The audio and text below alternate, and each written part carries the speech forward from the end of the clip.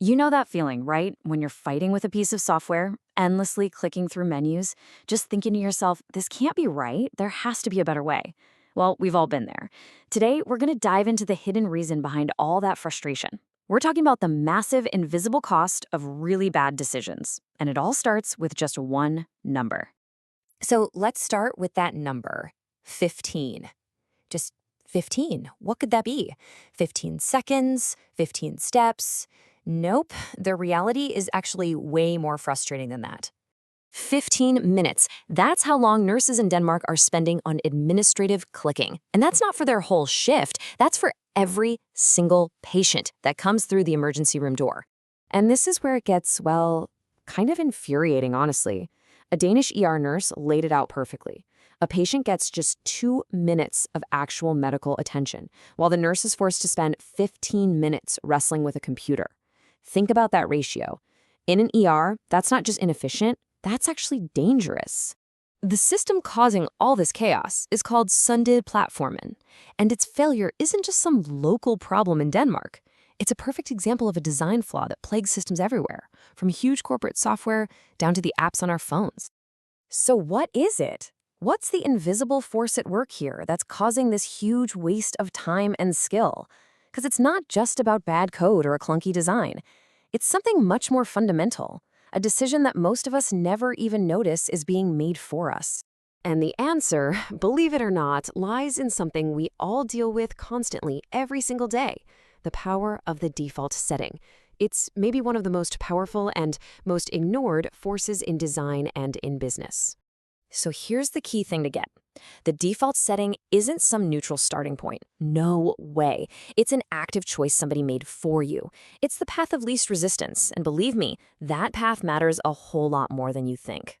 And just look at how much it matters. Study after study shows the same thing. The vast majority of people, we're talking 80%, sometimes even higher, never, ever change the default settings.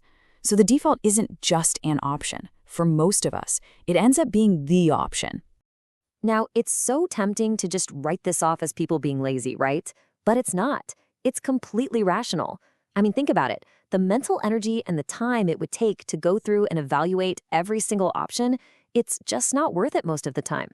So we instinctively stick with whatever's handed to us. Okay, so if defaults are that powerful, why are so many of them so bad? Well, unfortunately, a lot of the time the answer comes down to the business model. This quote about SAP, which is a gigantic enterprise software company, really gets to the heart of it. A system that can do anything right out of the box is a system that has absolutely no opinion on how you should do something. It's just a blank canvas, and that total flexibility, it's a trap. So you've basically got these two completely different ways of thinking about software. On one side, you have the configurable canvas. It promises you can do anything, but what it really does is shift all the hard work of design onto you, the customer, onto that nurse in the ER. The value is actually in the complexity itself, which, by the way, consultants get paid by the hour to help you figure out.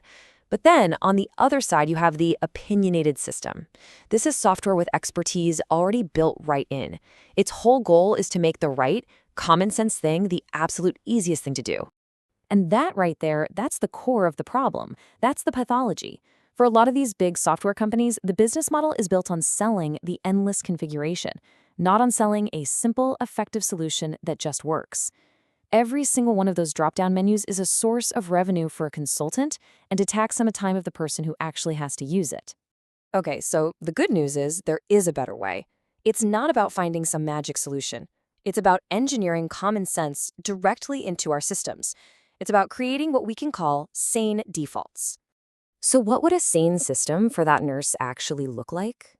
Well, first, it would already know what a normal patient looks like. It would pattern match. Then it would autofill all the standard stuff. It would only ask the nurse to write down the exceptions, the things that are not normal. And here's the key. It would make the right thing the easy thing. A single click for an unremarkable assessment. Done.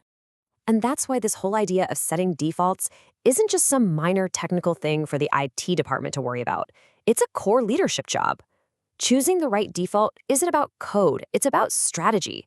It's about really understanding your people and your organization, and then making their lives easier instead of harder.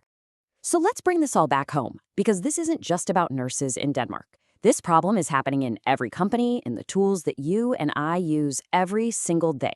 Bad defaults are a hidden tax. It's a perfect way to describe it. They don't show up on any spreadsheet, but they are quietly draining productivity, morale, and time from literally everyone. So what kind of taxes are we talking about here? Well, it's the endless meetings to negotiate how a new tool should even be used. It's the hours spent configuring it from scratch. It's the money spent fixing all the errors that these bad systems basically invite. And it's the huge support team you need just to help people navigate all the complexity. And the really scary part is that these little costs compound like crazy. One nurse spending an extra 15 minutes might seem small, but multiply that by every nurse for every patient every single day, and suddenly you're looking at an organizational catastrophe. The default isn't a small thing. The default is the product for 80% of your people. So I'll leave you with this question to think about. Take a look at the tools, the processes, even the meeting invites in your own work. What decisions have already been made for you by default? And what hidden taxes are those defaults creating for you and everyone around you? Because once you start seeing them, you can actually start fixing them.